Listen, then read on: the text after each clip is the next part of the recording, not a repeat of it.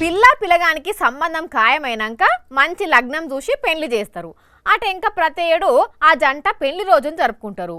అట్లా వాళ్ళకు 60 ఏళ్ళు వస్తే షష్టి పూర్తి చేసుకుంటారు. ఎంత షష్టి పూర్తి జరుపుకున్నా పెళ్లి రోజు అంటే అదొక స్పెషల్. పెళ్లి రోజు రాగానే పెళ్ళైన రోజును యాదికి తెచ్చుకొని సంతోషంతో కేక్ కోస్తారు. మళ్ళా పెళ్లి రోజు ఎప్పుడు వస్తుంది, ఎప్పుడు కేక్ కట్ చేయాలని ఆలోచన చేస్తారు కదా. అయితే ఇక్కడ మాత్రము పెళ్ళైన వీళ్ళు ఏం చేసిర్రంటే కొన్నేళ్ల కింద లగ్గం చేసుకొని పిల్లా పాపలతో కలిసి ఉంటూ కావాలని మళ్ళా రెండోసారి కళ్యాణం చేసుకున్నారు వీళ్ళంతా.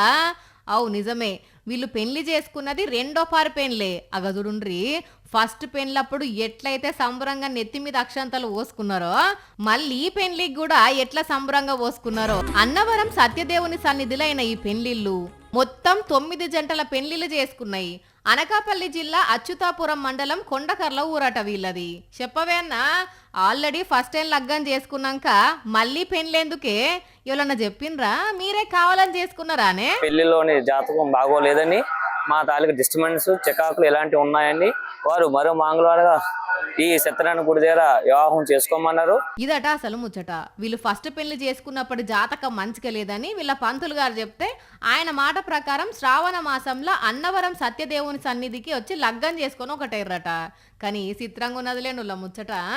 మరి ఫస్ట్ టైం పెళ్లి చేసుకున్నప్పుడు వీళ్ళ అత్తగారోళ్ళు అంతో ఇంతో కట్నం పెట్టినాలే. మళ్ళీ రెండోసారి లగ్గం చేసుకున్నందుకు కట్న కానుకలు ఏమన్నా ఇచ్చిండ్రో ఇయ్యలేదో, ఉంగరాలు బంగారం ఏమన్నా పెట్టిరో తెలియదు గాని పెళ్లి మాత్రం బ్రహ్మాండంగా జరుపుకున్నారు. మరి ప్రతి ఏడు ఫస్ట్ టైం చేసుకున్న పెళ్లి రోజుకే కేక్ కోసిన వీళ్ళు ఈ సంవత్సరం నుంచి ఏ పెళ్లి రోజున కేక్ కోస్తారో తెలియదు గాని వీళ్ళ పెళ్లి చూసిన జనాలు మస్తు ఆశ్చర్యపోతున్నారు.